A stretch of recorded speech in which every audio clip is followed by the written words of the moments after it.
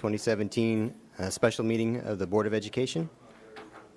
First item of business is approval of agenda. Do you have a motion? I move we approve the agenda. Second? Second. All in favor? Aye. Aye.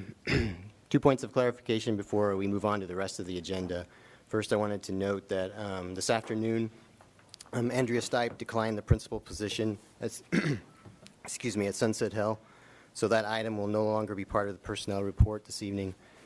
Second, for those who've been concerned about public commentary, I just want you to know that that will be included during the personnel report on the CEO position, and I'll cover that more when we get to that point. Okay, first item on the agenda is the approval of the grievance procedure with Dave Cunningham. Thank you, Dave Cunningham. As part of the grievance procedure outlined in the master agreement with our certified staff, there's an opportunity for an appeal from the lower levels. Is this not on? It is not.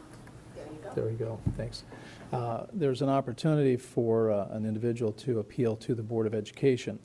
Within the context of that appeal, the board has the opportunity to vote on whether to hear that matter as on the record, in other words, all of the information that was submitted at the lower hearings, or to conduct a hearing and include the testimony in the hearing along with the materials that were submitted on the record below. So the question before you tonight would be, how do you want to proceed, on the record or with a hearing? Certainly at the earlier level, there was not a hearing, and so affording the individual an opportunity for a hearing is probably not a bad idea, and that way they can be sure to present all the information and make sure that all of the points included within the written materials are highlighted in a way they feel is most advantageous to them. So that would be staff's recommendation, is to have a hearing in this matter. Yeah, I would agree. I think that we should have the hearing. So, pretty much agreement. Do we need to make a motion? Need to have a motion to vote to have a hearing in the matter and consider the thing. We would anticipate having that during executive session on May 22nd. Okay, I'll make the motion. I move the Board of Education approve conducting a hearing in the matter of a grievance filed by an employee. Second. Do you need a roll call? Okay, James. Yes. Yes. Yes. Yes. Yes. Yes. Yes. Okay. All right, so next we will move on to the personnel report. As I said before, the Sunset Hill principal, or candidate for the principal declined, so that is no longer part of the personnel report. So we'll move on to the CEO position. Just to let you know what's going to happen here, we need to briefly recess the executive session to have a conversation. We will come back. At that point, we will provide the overview of the CEO position, and after that, that will follow with a chance for the community to provide comments and input at that point, and then at that point, the board will take action following that. So, do we have a motion? Yeah. I move the Board of Sorry, wait. Education. Hey, hang on a second. Judy. Sorry. Were we going to have board commentary tonight by chance? No. Okay. Good. Okay. I move the Board of. But, right. Yes. During discussion. There would be open discussion before any vote. Sorry, didn't mean to cut you off. Okay. Okay. I move the Board of Education recess to executive session to discuss personnel matters of non-elected personnel in order to protect the privacy interests of the individual to be discussed, with David Cunningham, Executive Director of Human Resources and Legal Counsel, invited to be present, and with the board to return to open session in this room at 5:50 with possible action to follow. Have a second? Second. All in favor? Aye.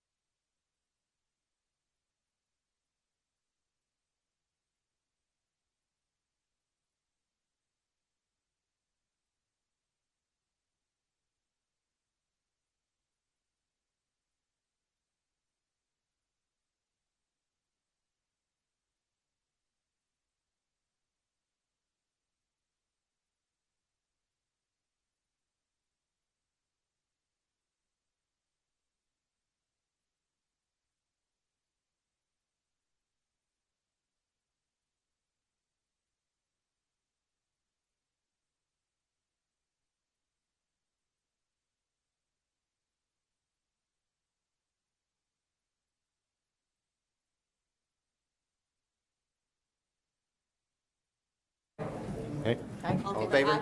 Aye.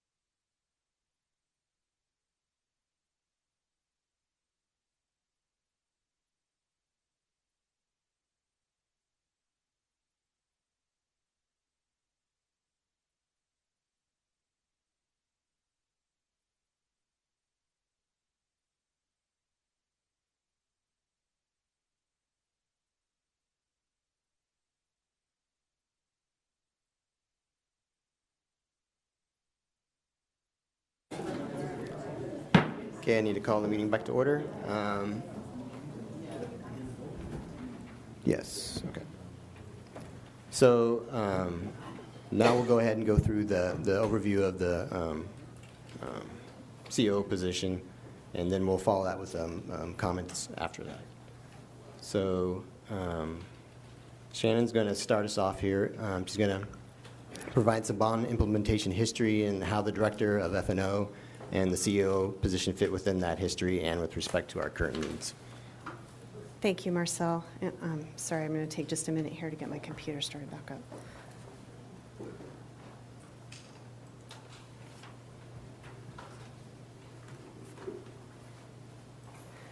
Okay, so I thought it would be helpful to walk everybody through the proposal to reinstate the Chief Operating Officer position by going back to the 2013 bond and talking about how we handled managing and implementing that bond internally at the district, and then talking about how that fits into what we're talking about doing with the 2017 bond. And Marcel and I are going to kind of work on some of this together, but I'm going to talk about the history because I've been involved with the facilities and bond implementation planning from the very beginning of my service on the board. So I was there when we did all the pre-bond planning and then rolling over into the implementation and working with our district staff on how that all played out. So in 2013, when we passed the $92.5 million bond issue for our elementary schools, we immediately recognized that we needed some additional support internally in order to oversee the successful implementation of those plans. So between 2013, when the bond passed, and 2015, which was kind of the big work push, the time period that we hired all of our construction managers at risk, that we hired all of our architects and engineers and all the other members of our design teams, and we did all the design work with the school committees and all the design teams, and did prepared construction documents and then started bidding projects. We basically had 3 positions internally that were overseeing that work in the facilities and operations department. Now, kind of on top of all of that was the superintendent. So Rick Dole attended all of these meetings, was involved, the ones that I was at with board members, was involved in the discussions at a high level, but really the real work of all of that was done by 3 positions. The assistant superintendent of business operations at the time, which was formerly known as the chief operations officer, a bond construction manager, and this bond construction manager, we actually hired that person shortly after the 2013 bond passed from outside the district. It was somebody who came with a lot of school construction experience, and we hired him on a kind of a limited contract basis to basically be the district's representative at all of the different construction meetings that had to happen with all the different people on the design team, and to oversee the whole project process. And then the director of facilities and operations at the time. So we had those 3 positions. Salary-wise, those 3 positions total, the district was spending about $320,000 a year, give or take, on salary for those 3 positions. By the time we got to 2015, 2016, our bond manager had left the district, and so we had to shift the remaining work that happened, the oversight and implementation work, basically shifted that over onto the assistant superintendent of business and operations, which again is essentially the COO. And then the director of facilities and operations, and then we had a supervisor of facility maintenance and construction who came in and helped support those 3 people, or those 2 people in overseeing that. That was the structure in 2015, 2016. Then the board hired Kyle to be our superintendent because he was the person filling the assistant superintendent of business and operations position. The current structure that we've been working under this last year, since Kyle was no longer in that assistant superintendent position, was that wrapping up the projects, because really this year we had basically Pinckney, Prairie Park, and Sunflower, and the lion's share of the design work we were ready to start construction on Pinckney, so we kind of gotten to the end of most of that. That was being handled by our Director of Facilities and Operations and our Supervisor of Facility Maintenance and Construction. So we kind of gotten down to, it was really just the two of them handling a great deal of that work. Again, with participation by myself and Marcel as members of the Planning Committee as well as the Superintendent.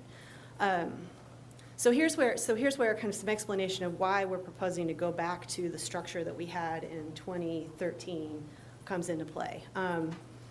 Right now, we basically have Tony Tony Barron, our Executive Director of Facilities and Operations, and then the staff person that works for him, our Supervisor of Facility Maintenance and Construction, managing the remainder of this implementation process.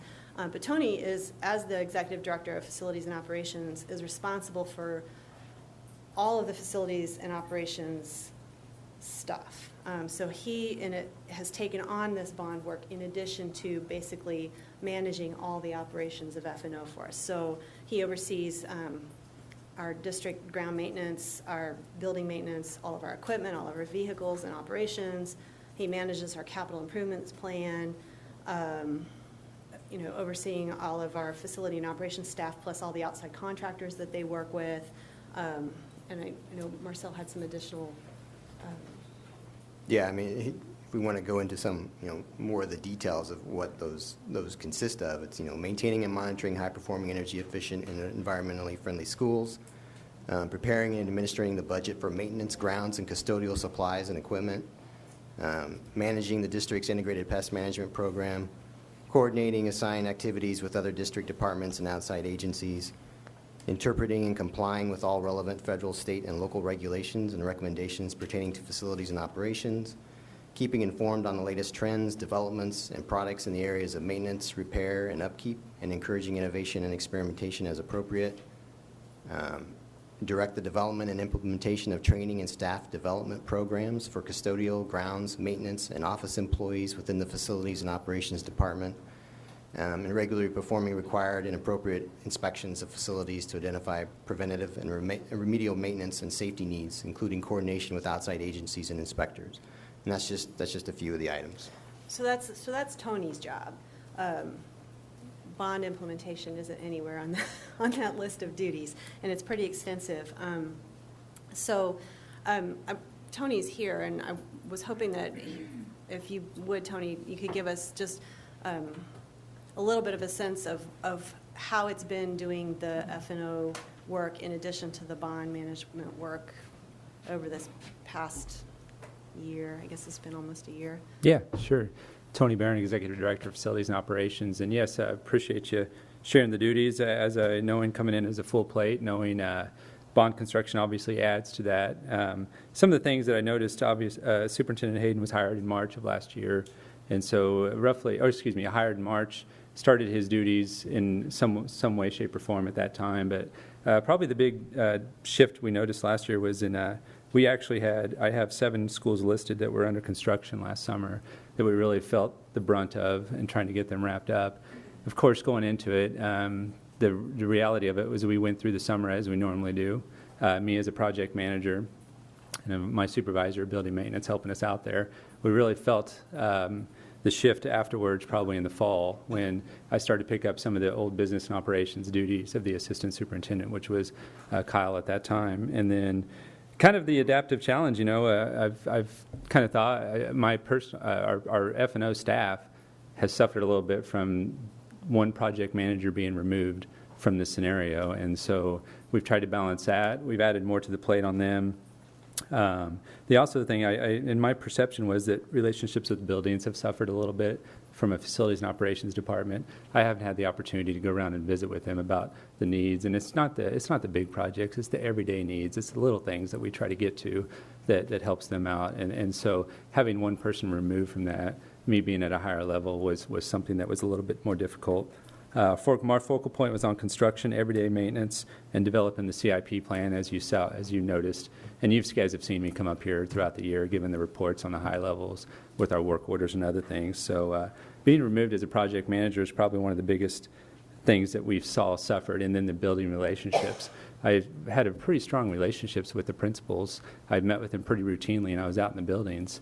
Just with the magnitude of taking on the extra responsibilities that Kyle left behind when he moved to the superintendency, kind of bound me to the office a little bit more. And I asked a principal earlier this week if he had felt a difference, and he did. He goes, I can tell there's a difference. There's a lack of less communication. Things aren't as timely as we used to be, and that's just, like I said, that's just simply having one less person involved in the communication process.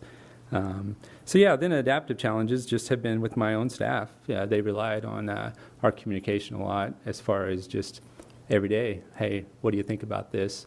Can we try this? And just giving some direction on an everyday basis. So moving from our office at 146 Main over here, being in a different location physically, I kind of relate it to a principal being out of the building.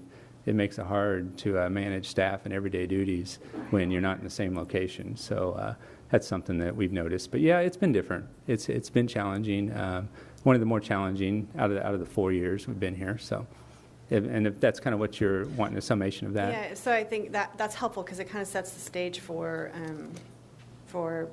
understanding why going back to a structure that's got more focus within the Facilities and Operations Department on bond implementation is important. It's important.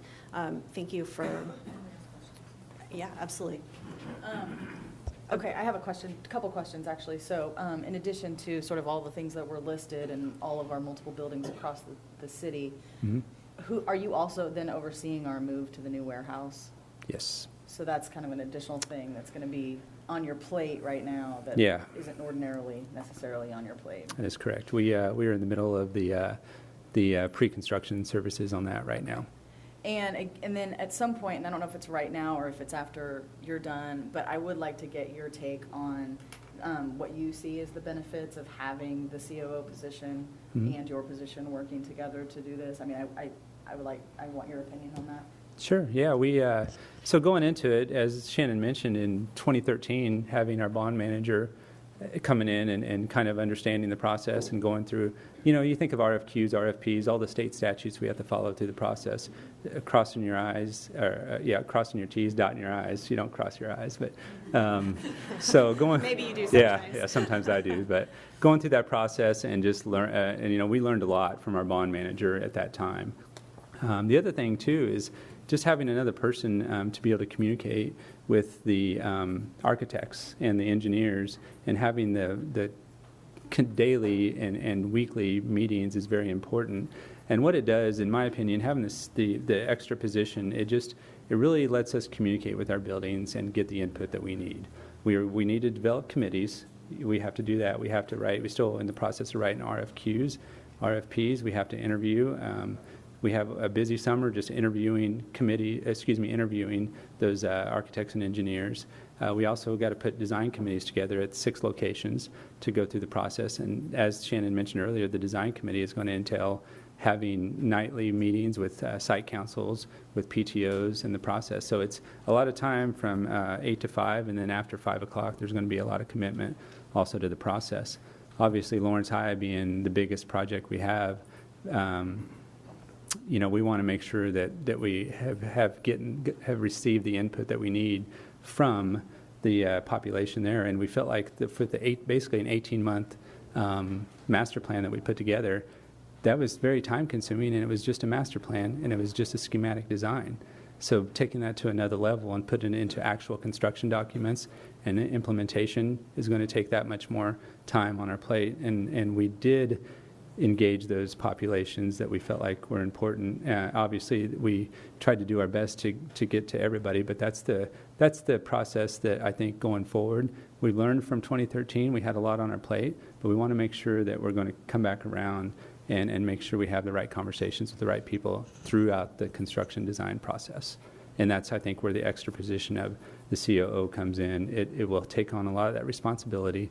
It'll help me to get back to our buildings and get the communication in line with the principals. Also help me to manage my staff a little bit. 104 employees in my department. Leadership is important. There's a lot of adaptive challenges that presents. So it's hard to put that on paper.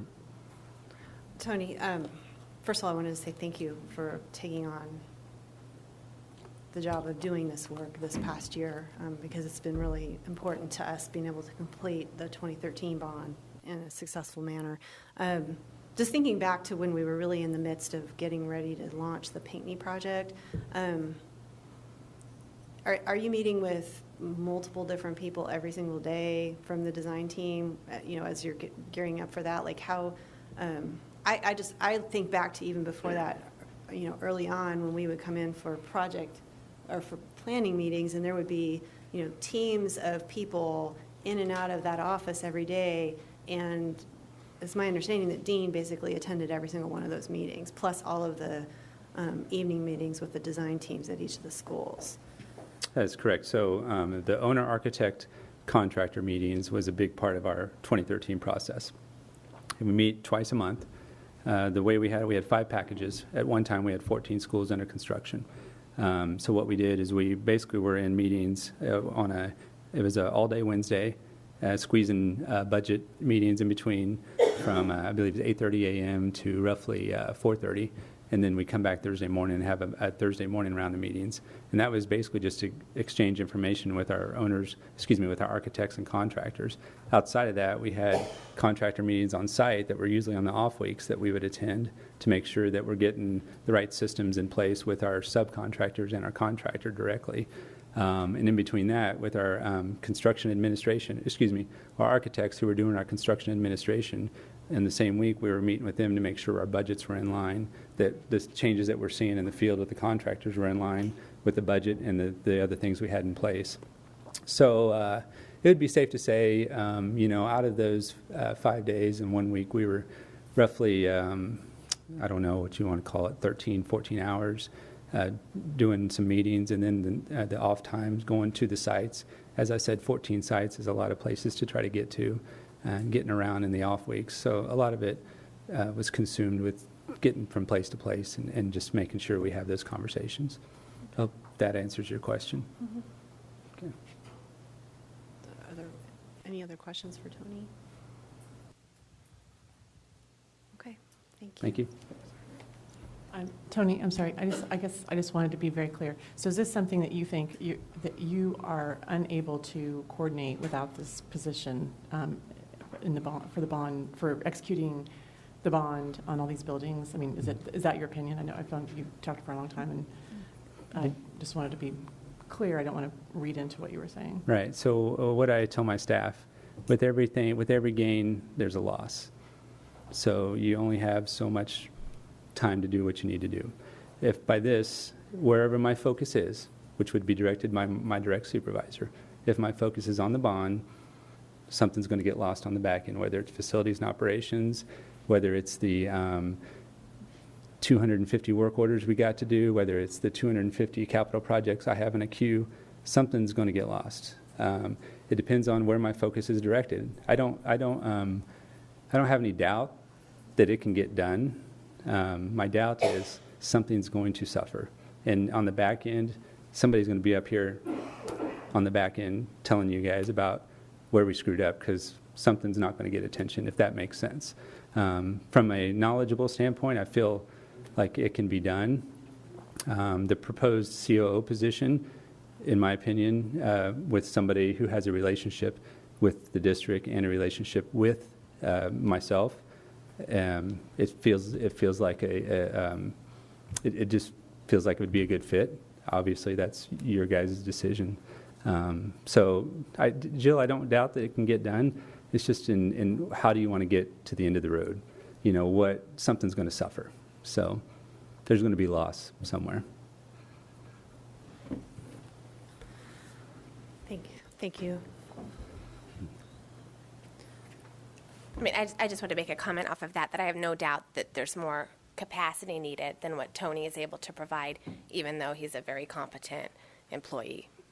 So I would agree with that assessment. And I think that was going to be my suggested takeaway from the conversation, is that he's got his hands full with management of the F&O department as it is, and a point that Marcel and I had talked about, which I think is really important to note, is that historically in districts, F&O is kind of one of the first places you look if you got to cut, that's one of the first places you look, right? Because you're not looking at teachers in the classroom first, you're looking at other areas of your operations. And so, we're pretty, we've been pretty conservative in terms of our F&O budget, and I have some numbers I'll share in a minute that bear that out. And so, I think that's a very fair takeaway from what we've experienced in our own personal experience with this process, as well as what Tony has described. So that kind of leads into the next part of what I wanted to go over, which is the recommendation that's in front of the board now, which is to basically reinstate that COO position, what we have called it at various times the COO, or the Assistant Superintendent of Business and Operations, and to give that position duties that had previously been handled by two positions in the 2013 bond. So if you go back to what I was talking about in terms of the structure we had at the beginning, we had the COO and we had the bond construction manager. And so the proposal here is to basically have a COO whose primary duty is going to be the equivalent of what the bond manager was doing, plus a few other duties. Yes. For clarity, Shannon, I think it's important. The position's title was Assistant Superintendent of Facilities and Operations. Right. Just so people understand, I think the duties are very similar, the job descriptions are very similar, but the title was different. Right. Although we did at times call it COO informally, which is why I wasn't trying to be confusing about that. It's just some. I just wanted to be clear. Exactly. The duties that were undertaken by the assistant superintendent position were actually more broad than what we're talking about having the duties be for the COO position, and so I'll kind of get into the details of that. So basically, the proposed leadership structure for implementing the 2017 bond, if we create this position, would be that the COO would be basically in charge of bond implementation plus some other things, and then he would be working with Tony as the Executive Director of Facilities and Operations, and as well as our Supervisor of Facility Maintenance and Constructions. So the duties for that position, I think I must have tucked, oh, here we go, would be, they're pretty extensive. I think Tony touched on a lot of these things. Serving as project representative for the district that would coordinate communications and activities among the district, the architects, and the contractors, acting as a liaison between contractors and district staff to minimize disruption of building activities. And that one, I think, is, as I was thinking through this, that is super, super important for Lawrence High. Like, that is the thing we've talked about all along with the Lawrence High project, that project, the success of that project depends greatly upon the experience of the construction manager that we hire and working in a school environment, the experience of our building level leadership team, which we have an experienced team there, and excellent coordination of communication between those two people. So that is something that this position would help facilitate and ensure happens. Something Tony mentioned, development of RFQs and RFPs, monitoring construction schedules, and alerting architects and contractors of conditions that might lead to delay in work completion, reviewing project documents from architects prior to submitting them for bidding, conducting pre-bid meetings, responding to questions from contractors. There's a lot of communication that goes on in that bid process.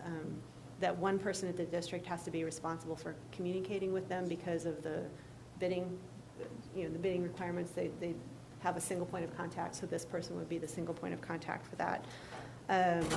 Reviewing and confirming bids and submittals with the architects and the district administration, reviewing all change orders, requests for time extensions, visiting projects on a regular basis to observe progress, assessing quality of activities, addressing deficiencies with the architects, engineers, and contractors, ensuring that the contractors are following the details and specs of the building plans, reviewing tests required by the project contract documents. I think, would that be like asbestos and other kinds of testing that goes on? Full testing, that type of testing, air quality testing, if that was done at some point, testing, structural testing that gets done throughout the process, commissioning tests.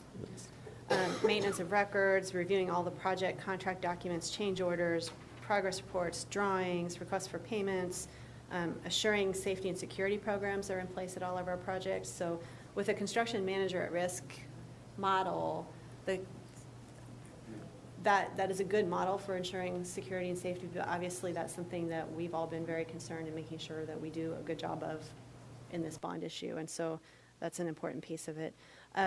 Monitoring punch lists, correction and completion of punch lists, substantial completion checklists and criteria, making sure that all the projects are meeting all of those, verifying completeness of post-project submittals such as as-built, operations and maintenance manuals, warranty documents, assisting in post-project evaluation with all of the design team and contractors, attending all the necessary meetings, coordinating with, as needed with city officials. That's actually a really big part of what has to happen for the bond issue. You know, our contractors and our architects work with the city, but we also have to work very closely with the city, and that having that piece is important. We have had in the past times when we've had delays and stuff because the communication piece with the city didn't follow through as quickly or as well as it needed to. So providing support for any on-site issues that arise, ensuring that our budgets and authority are not exceeded by any of the people that we hire.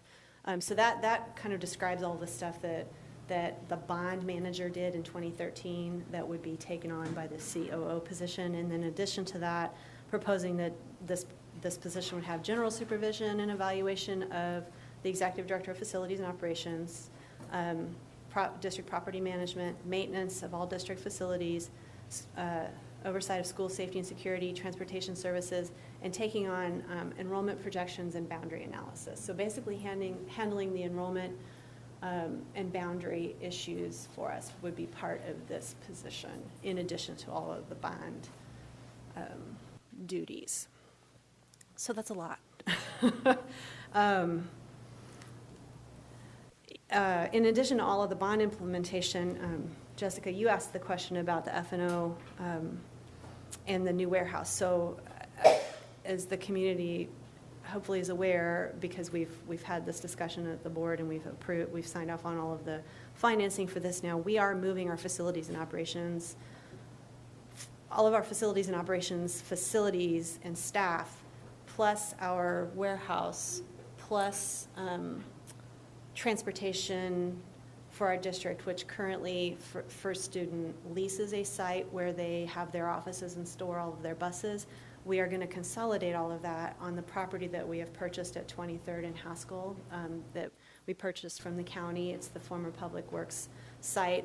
There is work that has to be done in terms of renovation and construction on that site to make it ready for us to occupy it. Tony obviously is very closely involved with that process, but that's yet another set of construction projects that we need additional eyes on. So I guess, my suggested takeaways from all of that would be that in the absence of creating a position of this nature, or recreating it, I guess, putting it back to what we had in the 2013 bond, that we lack the capacity to really handle all of that in our current facilities and operations department, and that is by no means because there's any lack of ability or talent. It's just simply there's only so many hours in a day that one person can do so many jobs. So there's that piece of it. One of the questions that I have been asked is, well, why do this now? Why didn't you create this position before the bond passed? Well, I think my take on it is it really wouldn't have been prudent to do any sort of reorganization in our F&O department before the bond passed, before we knew for sure that we were going to need to fill this, that we had this need that we were going to need to fill. And I think that from the description that Tony gave about what he does as the F&O director and the duties as they're outlined for the COO position, they're not they're not duplicative, but they're complementary. They function together. So by taking on oversight of the bond, the CEO will support the F&O director's abilities to effectively and efficiently manage F&O staff while at the same time doing all the work to prepare for this move into the new F&O facility at 23rd and Haskell. And so, I think that the discussion that we're having about creating this is a reflection of some careful consideration of the needs that we have now that are different than the needs that we had 6 weeks ago, because we have this bond that we now need to implement.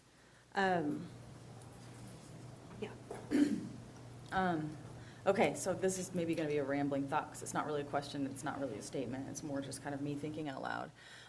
But in sort of answer to this notion that we didn't necessarily know we'd need the position, I don't necessarily agree with that, because I think we did know we'd need the position. I think the reason we're having to talk about it in such depth is because of how we are getting the position at this point, and that we have a superintendent who we're moving back into the ranks of the leadership team, and he's by far the most qualified for this work. And I think we all sort of agree that it'd be difficult to find a better person for this job than the person we already have in-house. But that means that we have to have this conversation in public, and we wouldn't be having quite this detailed of conversation were we to be hiring a construction manager with Kyle still being superintendent as part of the process of the bond, which I think would be something that would have been coming down the pike. We all know that we would have needed this person. We had it in 2013. And so it doesn't come out of bond money. Bond money is very specific. This is definitely something out of, our budget that we would have had to have dealt with. So I don't necessarily think that we didn't know it was coming, and so therefore now it's here.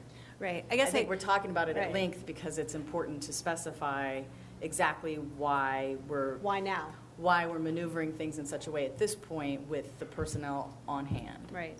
And I guess that's really the point that I was trying to make, is that we wouldn't have hired someone to do this job six weeks ago, but we've been talking about it. I mean, in facilities and bond planning committee, we've been talking about this as part of this pre-bond planning all along. Over the summer. Over Sure. the summer. Right. How are we going to manage the additional work that passage of the bond would mean for our staff, and what is that going to mean we're going to have to do? And there's been some Action was taken on that discussion once the bond passed. right. That's really where I was going with that. Okay. Pause there for questions, because otherwise we're kind of going to transition to the next subject. I just clarifying, you guys were talking about the implementation of the COO, but not Kyle since summer. Oh, no. So And just not to even- make, and not even necessarily calling it a COO. I mean, we've had discussions about, well, do we go back and hire someone like Dean? Do we have another bond manager? Do we hire somebody additional in Tony's department to, and it's, after thinking through all of those various options, by doing it this way, what we end up with is actually a leaner structure that still meets all those needs. So, whereas we had a bond manager and an assistant superintendent doing this work, basically you're going to have one position doing the work that those two positions were previously doing. And a lot of the other duties that the assistant superintendent was doing at that time, apart from the ones that we've outlined about enrollment and that sort of thing, are actually, those duties are being handled by a different assistant superintendent now anyway. So it's really kind of combining the F&O piece of what the assistant superintendent was doing in 2013 with what the bond manager was doing in one person rather than two. Okay, so the next piece of it is, okay, how is the board proposing to make all of this work? And we've talked about how we can do this in a budget neutral way, but Kathy Johnson is going to help us walk through that in greater detail. Before she gets started, I just want to point out that we're going to talk about some salary information for some changes and additions and subtractions at the administrative level. The only other time that the board has talked about the salary information for this position was in executive session, which means that it's privileged and confidential, and we're not permitted to share that publicly until such time as the board hires someone to fill the position. But we have permission from Kyle to share the proposal that we have talked about as a board as part of this discussion. And I think it's And again, I think it's important to specify, we have permission from the proposed employee of this position. So it's not so much that Kyle has given us permission, Right, but that because the he's the- person that right. is being considered for this position has waived that we share salary right, because information. typically this would be subject to privilege within our executive session, and where we would not, board members would not waive that, either individually or as a group, because it's important to protect the privilege that we have by statute in this area. And I think it's also important to point out that while public employee salary information is open and people are able to view that, generally speaking, you get to view that information once the contract is approved by the board. and not prior to And not that, prior based to. upon the way that the Kansas Open Meetings or Open Records Act right, exactly. works. And I think that point of clarification has been not understood in our local paper. Right, I would agree with that. So Kathy, Okay. explain, I will- enlighten us as to I will how lay the out what we details know work. at this moment in time, and hopefully that answers your questions, and whatever doesn't, we can go from there. So basically what we're talking about is budget information related to the personnel report approval that you're looking at tonight, and kind of what we know at this moment in time. The information is a snapshot in time as of today. It is subject to change because there's lots of moving parts still going on. Those moving parts, we don't have an official 1718 org chart. That usually happens in our July organization meeting. So there's parts of that could change based on decisions you make tonight or even in the next few board meetings as you deal with your interim superintendent and your superintendent search. So those are all things that are still kind of going on. Salaries are not set for 1718. So due to unknown funding, so some of the settlement of salaries at any level is still dependent upon some of the legislative work that's happening. So as we look at this, we're looking at staffing changes that have occurred to this point, but looking at 16, 17 position costs for those people, because we haven't set, as you've already mentioned, any contracts for 17, 18 and those kinds of things. The only one that's in here as what would be proposed for 17, 18 is the COO position that you just mentioned. So that one is what that would look like for that contract. But the rest of the positions, and most of them have been internally filled, represents what that person is currently at. Right, and that's, so just to clarify, those are the positions we're going to see in the ad column for the director of elementary, middle, and high Correct, school. yep. But we've already approved hiring of those people through our personnel We actions have, at but the previous official meetings. salary set piece because Right. of some of the other pending. So to make able to look at the chart, you're looking at what their current pay is. Okay. There will be additional changes between today's meeting and June 30 as we look at other administrative changes, principal building levels. Those contracts are finalized as we get closer to year end. Currently, not all your vacancies are filled because tonight one was pulled from approval, so you still got some things to look for. And in addition, you have to make a decision for the superintendent position for 17-18 and what that salary amount's going to be and how that fits into the dynamics or the structure that you officially approve for next year. So there's still some moving parts and some decisions. So this is sort of at this moment in time to allow you to kind of look at where we stand, but knowing you'll have more things come to you as we go through the rest of the year, and that could impact what you're looking at. In addition, when we review budget impacts of a position, it's more than just salary paid that we have to look at.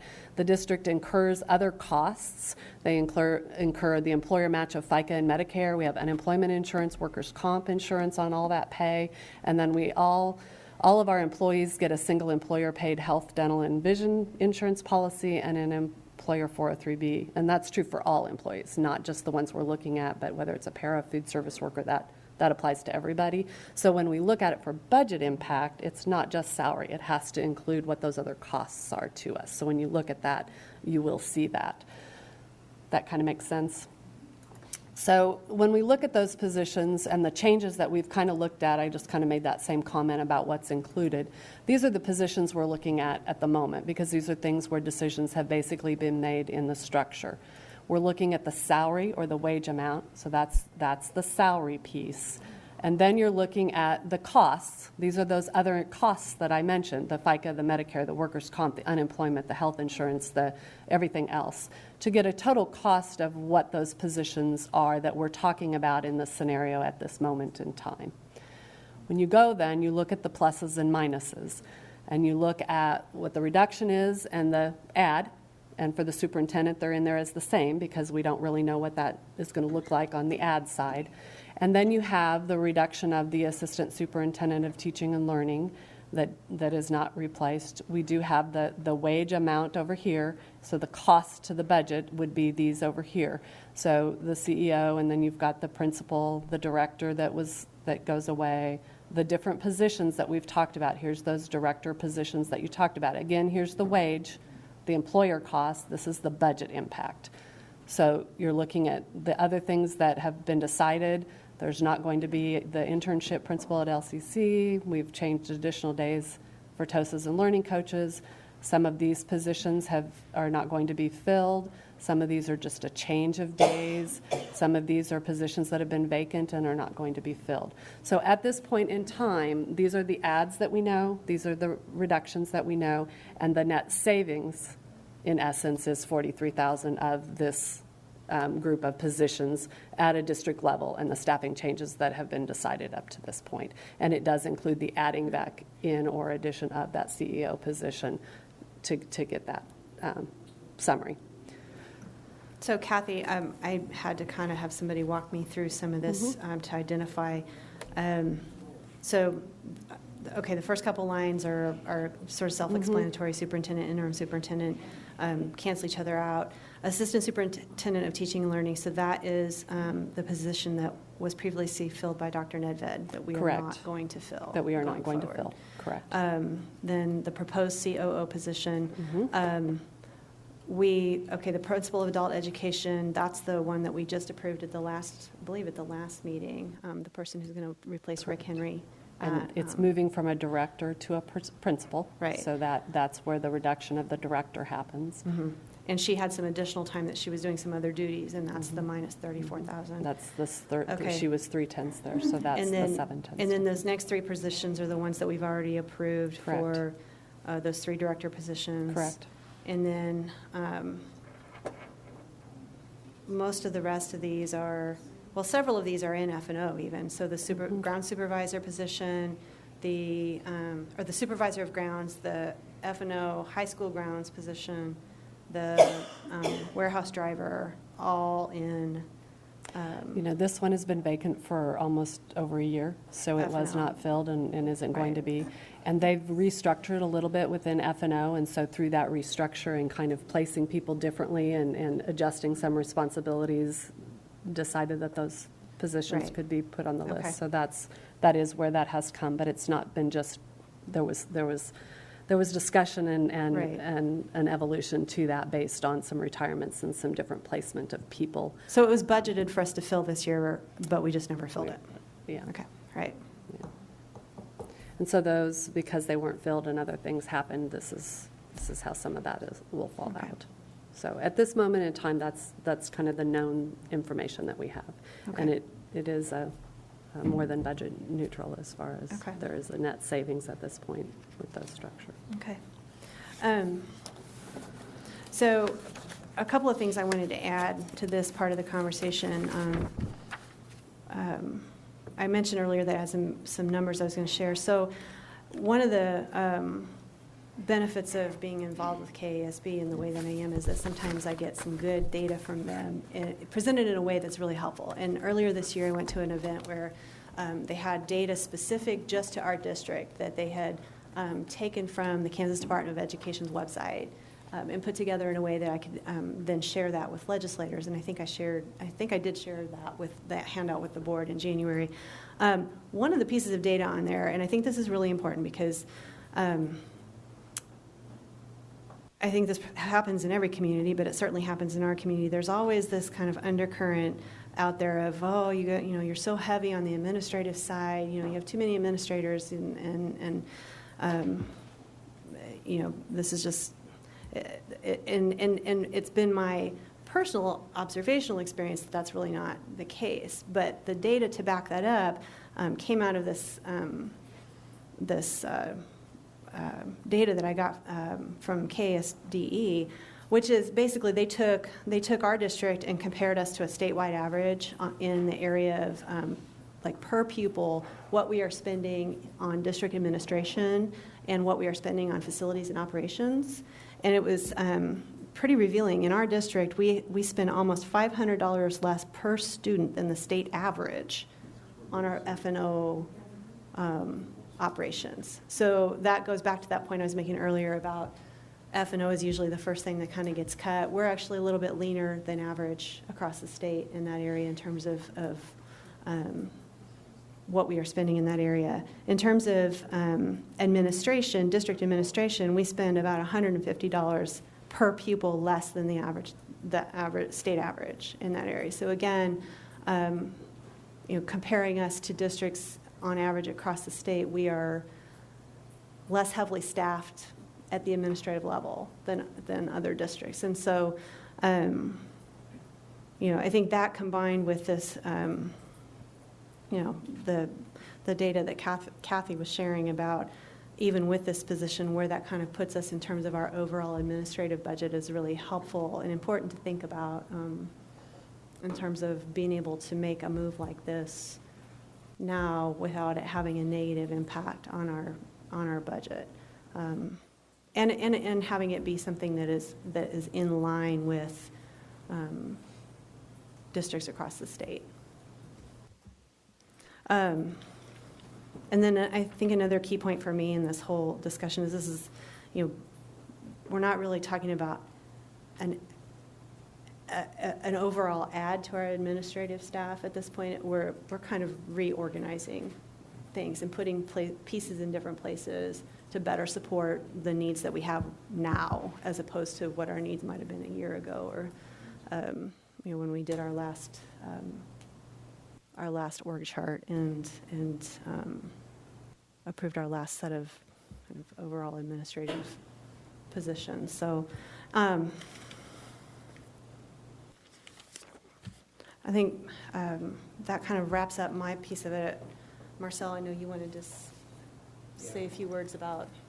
Just talk a little bit about why Kyle is the right person for this job. And Kyle has extensive experience on the F&O and the operations side of things. He's had extensive experience managing bond implementation, both working with another construction manager as well as on his own.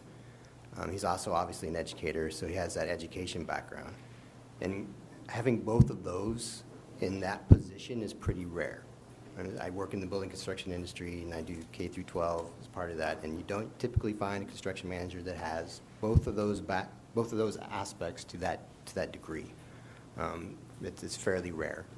In addition, he has extensive knowledge of the district and of how we do things, and of the F&O people already.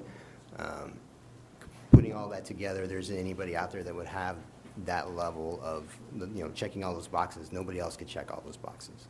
He's the only one that can check every one of those. So in my opinion, that's why I think he's the best person for that position. I had a clarifying question. The data that you received from the KSB with the comparison, is that with that's statewide, but is there a comparison between districts with the similar demographics? How does that? That's kind of tricky when it comes to comparing Lawrence data with data from other districts. We're kind of in a spot on our own in terms of district size. There's the districts that are smaller than us, like Salina, and then the district size jumps up after us to Topeka, and then you start getting into the Johnson County districts and KCK, and so they're a whole lot bigger than we are.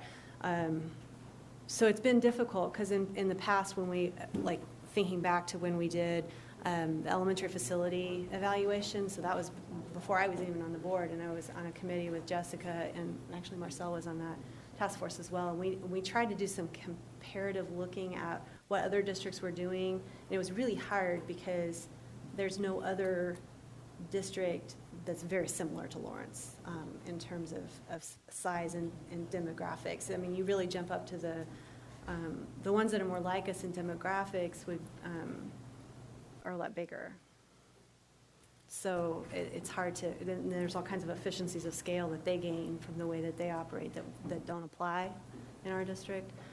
So that's why I thought that the KSDE data was really helpful, because it's, you know, it compares us to a statewide average in a way that. Shannon, does KSB still put that on flash drives and give it to board members if that's something that Melissa wants to look at? Is that available You know for her? what? I don't know about that, but I actually have a copy of that that printout that they gave me, and I'd be glad to. Yeah, if you want Janice make to sure maybe Janice scan it to and give get a it to copy. all of us. Yeah, to get it to everybody again, so.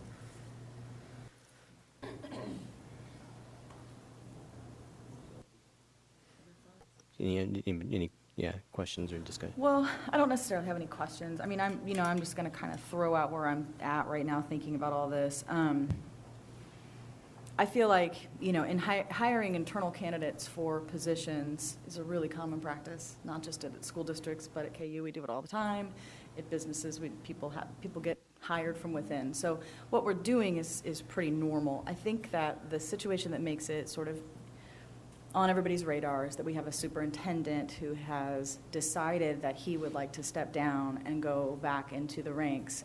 And I think what I will say about that from a personal perspective is that I actually admire him for making that decision, because I think he's decided and really been smart about realizing what his strengths are and what his weaknesses are. And he has a lot of, he's a good detail-oriented, make sure everything happens the way it's supposed to happen kind of guy. And this is a great position for him. And so for us we're going to have to hire somebody to do something like this anyway. And for us to sort of go out there and hire somebody else and not allow Kyle to come step into this position, I think would be a huge mistake for us as a district.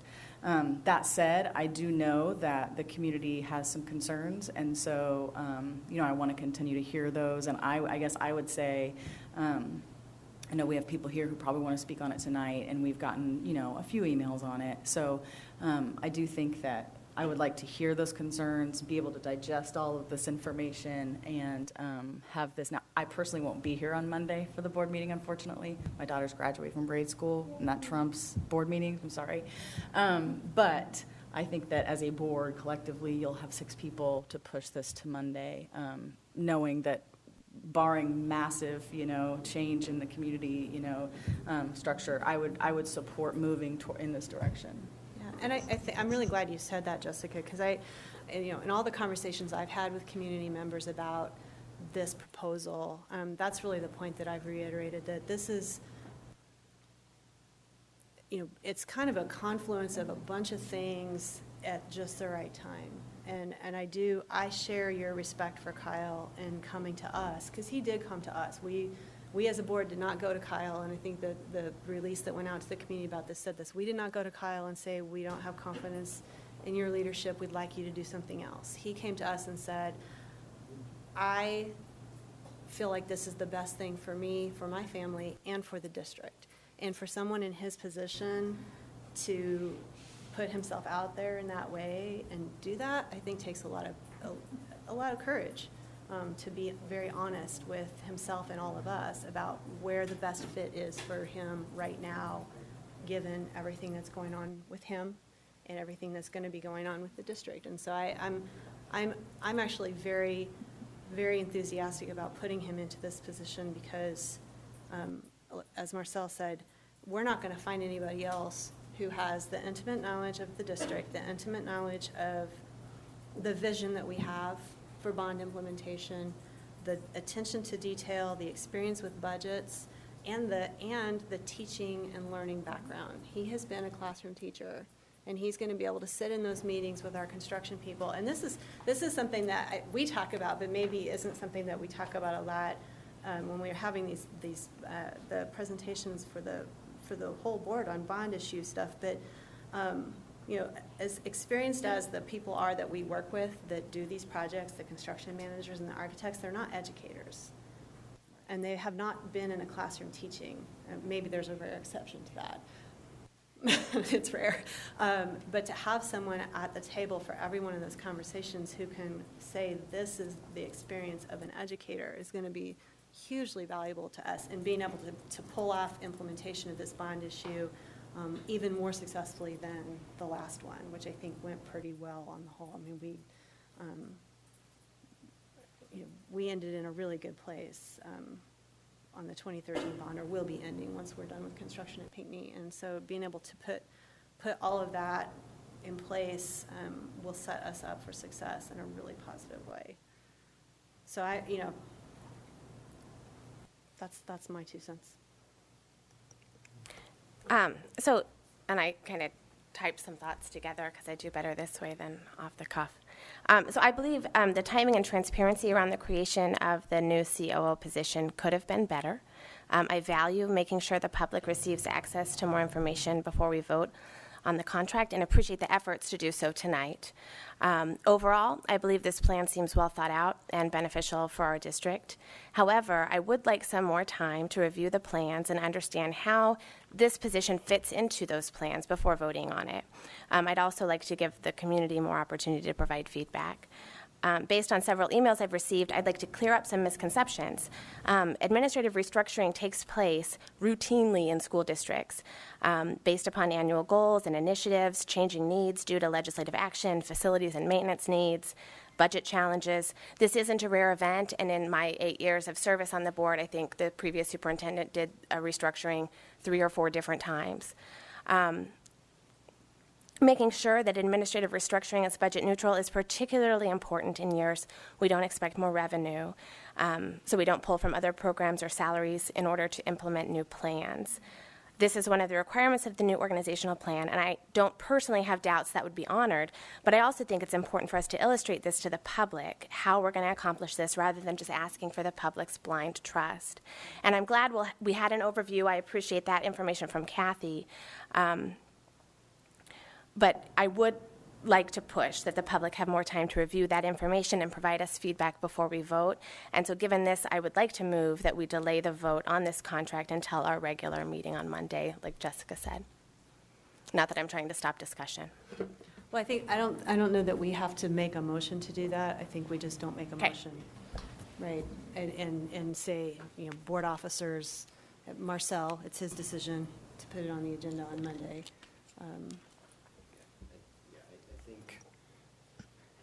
Shannon and I, and Jessica to an extent, because she's the incoming vice president, have seen a lot of this information.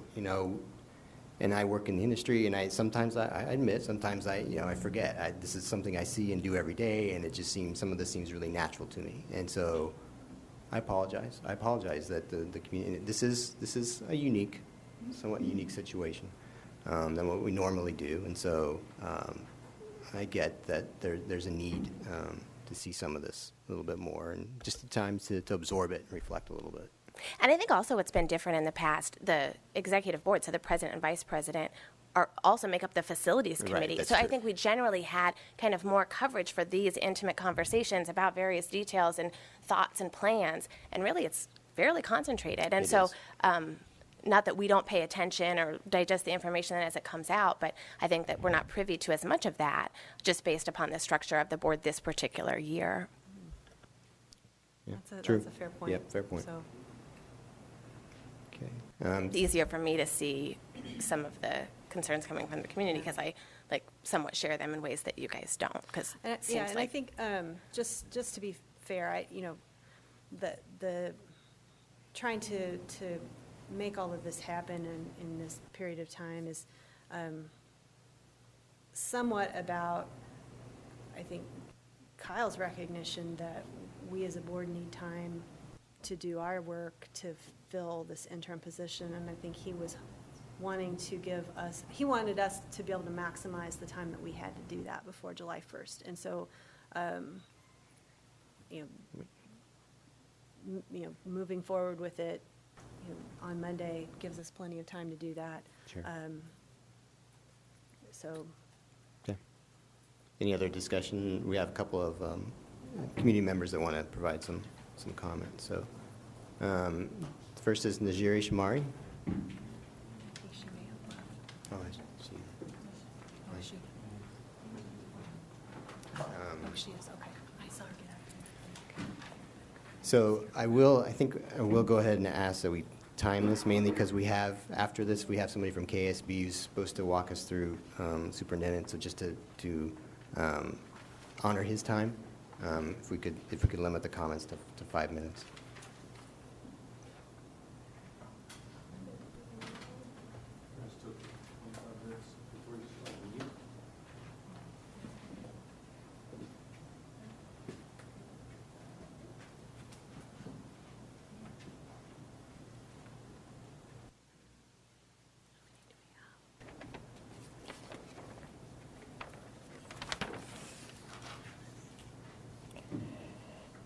I have a question, and I'll ask the question and leave it here, and then you can think about that, and we can talk about it next Monday. I want to go through the prior superintendents who have served. Carl Knox from 62 to 84, and Dan Nusswander, I don't know if I'm pronouncing the names correctly, from 84 to 92. Azinger from 92 to 98. Williams from 98 to 2000. Weissman from 2000 to 2009. And Dole from 2009 to 2016. And my question is, if any of the previous superintendents transferred into a different role into the district when they turned in their resignation. Because in my view and looking that up, I think I found that the resignation of superintendents was just accepted, and maybe a celebration or a retirement party or something like that went on. And I was wondering also, is this the type of precedent that LPS wants to set for district leadership? So that's my question for you to think about. Thank you very much. Thank you.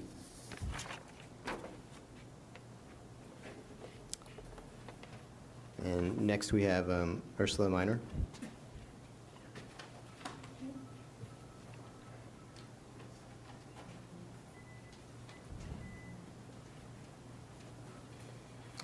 Good evening. I'm Ursula Minor, president of the Lawrence Branch NAACP. And my question is, where is the COO position going to fit into the USD 497 organizational chart?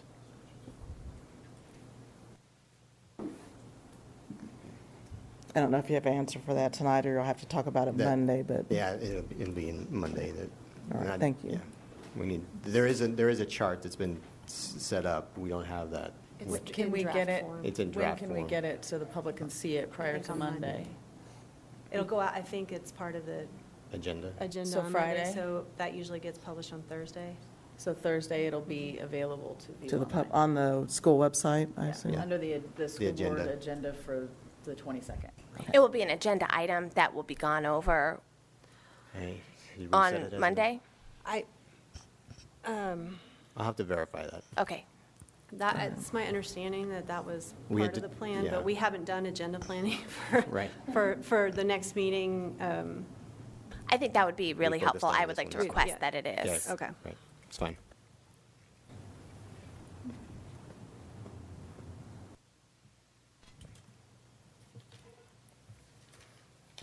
And next we have Leonard Ortiz.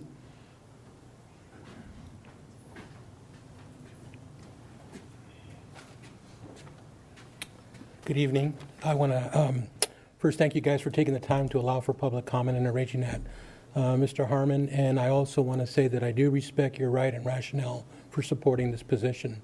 I'm serving on the Delta team, which you probably know is an advisory board to kind of help us look to engage the community in promoting equity and opportunity and academic excellence for our students. I also served on the school board from 2003 to 2007, and as vice president and president in my last 2 years of service.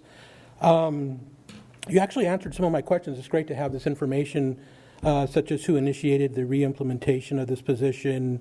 And from what I understood, this is going to be a budgeted position when the next cycle comes up for the budget.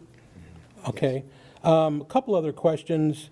I understand the reasoning behind wanting to hire Mr. Hayden, what you shared, Ms. Beeson, that he's highly qualified.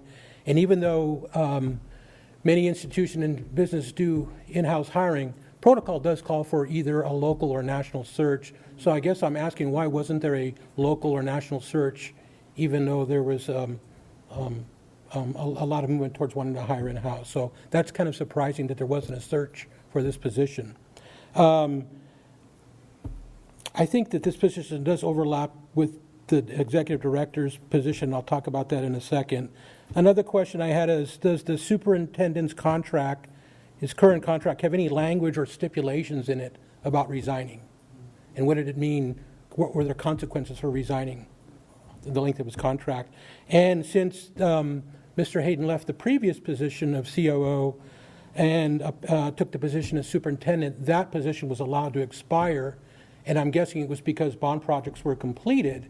So I'm wondering, once bond projects are completed, will that position be allowed to expire as well?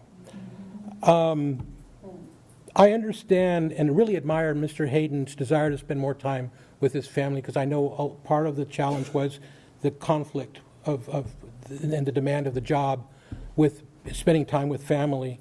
But it does seem highly unusual that an employee of the district, in this case the superintendent, who has been employed for roughly a year, has the power or authority to not only resign, but reinstitute a position for himself as COO.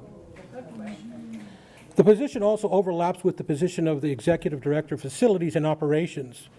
If the Executive Director of Facilities and Operations has more work than he can handle, it seems that hiring a project manager or an assistant director to facilitate projects is more fiscally responsible than hiring a COO with a six-figure salary. The Delta team was charged with looking at ways to achieve equity, opportunity, and academic excellence for our students, especially those from historically underrepresented groups. It has been noted that our students need more staff of color who can mentor our children, as well as other measures that are being put into place by the district, and for that I am appreciative. We are told that one challenge in recruiting such staff is lack of funding. We are told that the COO position is a budget neutral hire, but if certain administrative positions are being eliminated, does it not make more sense to hire teachers and support staff who will have profound impact on our students? Or is it more practical to take those precious monetary sources and hire an executive level administrator to oversee construction projects? How is it that we have hundreds of students in our district who are struggling socially and academically, and we are told by the board that to support them is limited by funding, yet we have one individual whose job has become an inconvenience, and the board is ready to provide the funding, possibly you've shown it in the six figures, for alternative employment. There is something seriously wrong with forsaking the immediate needs of the many for the convenience of one individual. Thank you.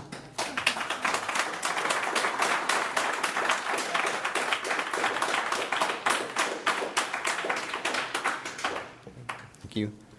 And I'm sorry I cannot quite read the last. Is this Andrew? Yeah. Okay.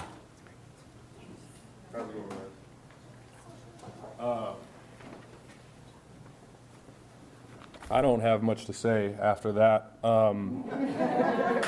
To be honest with you, I just remember when he was up and they asked, would this project, would the bond, all the work be able to be done without this new position? He said, it could be done, but we would be coming back and telling you about the things that didn't get accomplished. That's rough. But I know a lot of people that have been coming up here and telling you about the humans that didn't get their needs met in the school.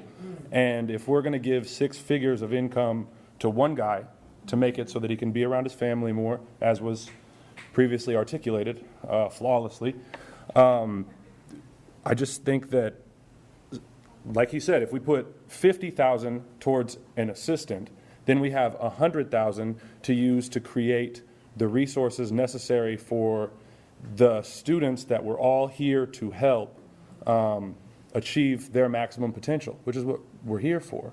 And I appreciate the statistics on how conservative we are, that we, you said $500 less per student to the administration, but we're a more population-dense district, are we not? So another thing to compare that to would be the cost per student average, along with the student to administration ratio, us versus the state average. Because if we have 1,000 students per administration, and then you're going against people that have 100 students per administration, then they can get paid 10 times as much, and it looks like we're doing the same thing, when in fact we're not.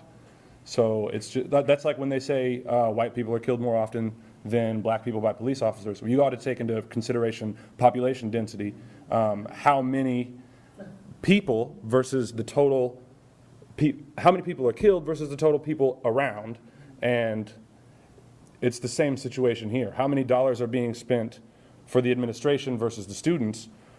But if you're not considering how many students there are to the administration, then you're not really giving us anything but I'mRight.com stats, and that's not what we're looking for here. So I don't have much else to say. I just wish you could take the rest of my time. I'll find that information for I you. don't and even, I just, We'll share it. If you'd be willing to put your contact info on here. Sure, so that's no we problem. can email you. That'd be great. Thanks. I just asked that you made it public and not just sent to me. No problem. We can do that.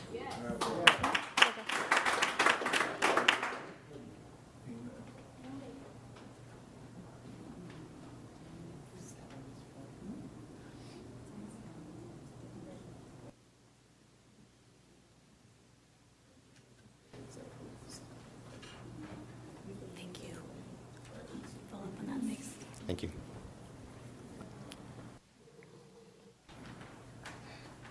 Okay, so we will essentially ignore this motion, and it will roll over to Monday's meeting, and we will address it then.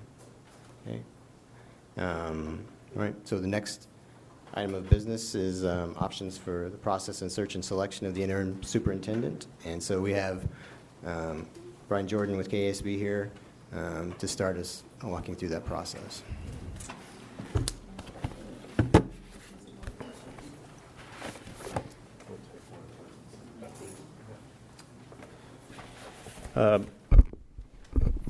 Thank you for the opportunity to come out and visit with you this evening about the interim superintendent search processes. As you indicated, I'm Brian Jordan with the Kansas Association of School Boards. You previously worked with one of my colleagues, Dr. Doug Meckel. He was unable to be here tonight, so he and I do basically the exact same things with school districts all across the state. I'm handing out to you a folder that has some general information in it related to some key reminders to think about as you go through this process. I do understand that you guys have obviously been through a superintendent search very recently.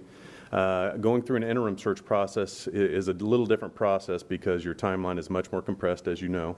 And then obviously the pool of candidates that you can go out and secure is very limited because at this time of the year people are under contracts, and so that complicates the whole process a little bit more. So I'm just going to kind of walk you through some of this information, and then I do have some information that's privileged to executive session that I'll ask to go into executive session and talk about related to potential candidates and things to think about with those candidates. So I want to start off and talk about just the document that's titled Interview Procedures.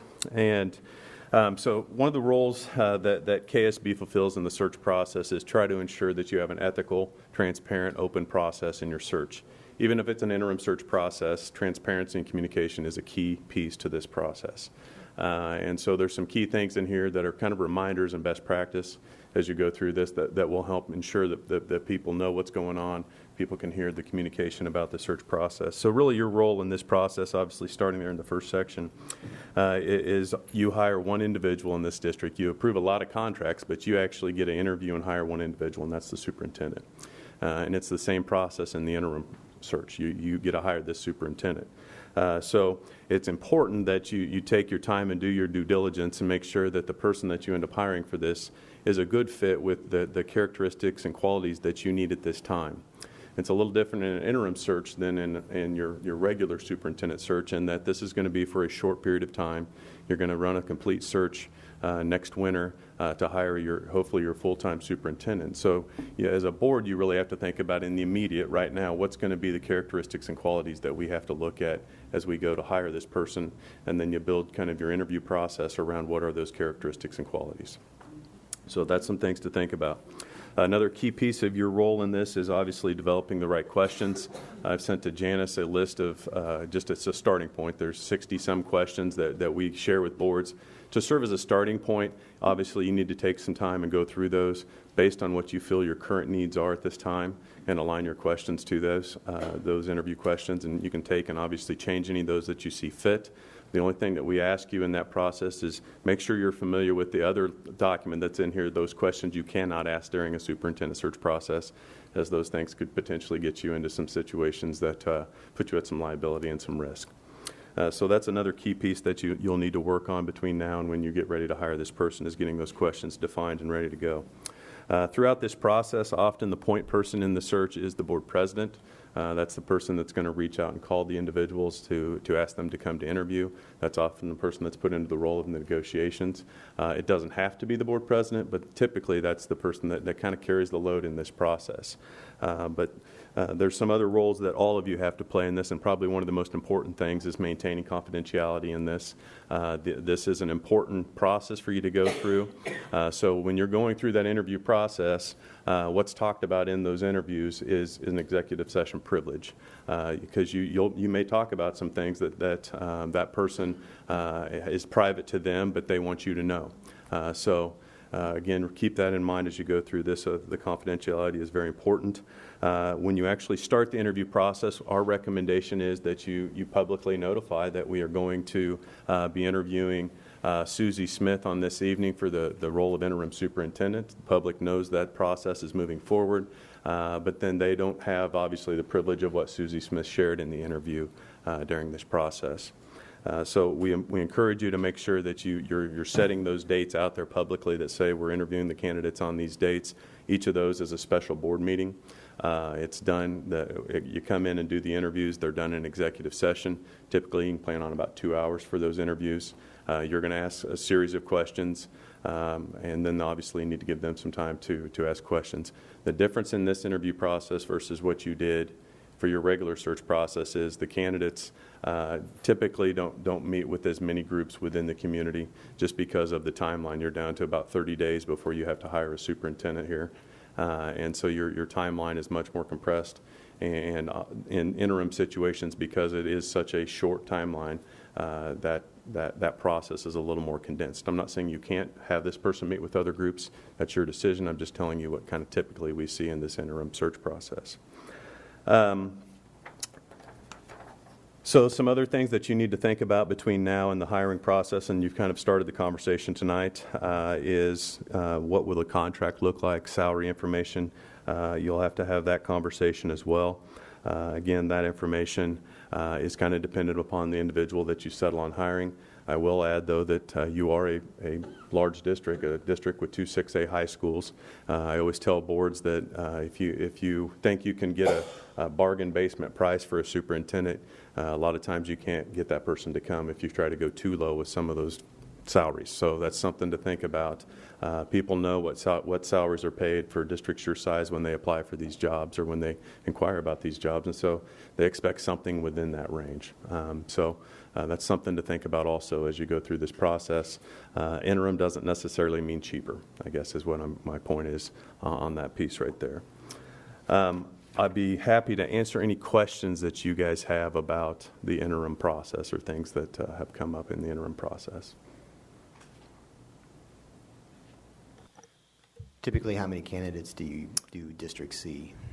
What we do in our process for you guys is, because the timeline is so condensed, is we reach out to candidates that have experiences in districts similar to yours, and we inquire. And so we are typically looking at people that aren't currently under a contract, so that means they're typically a retired or have gone away from Kansas and have moved back to Kansas and currently don't have a job.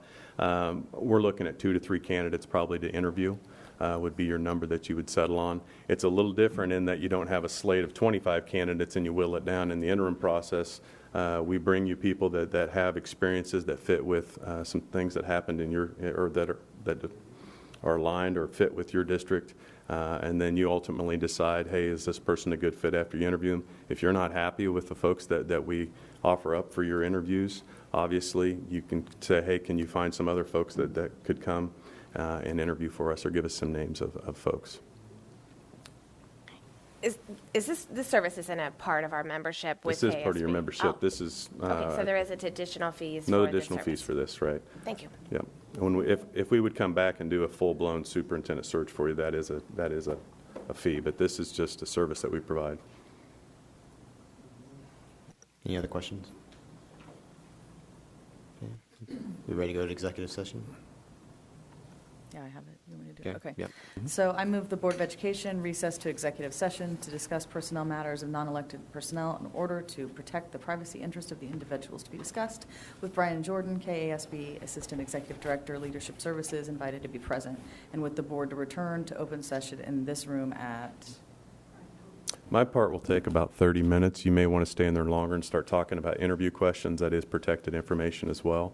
And you'll probably want to spend some time discussing the candidates that I'm going to talk about. 8:15 or 8:30?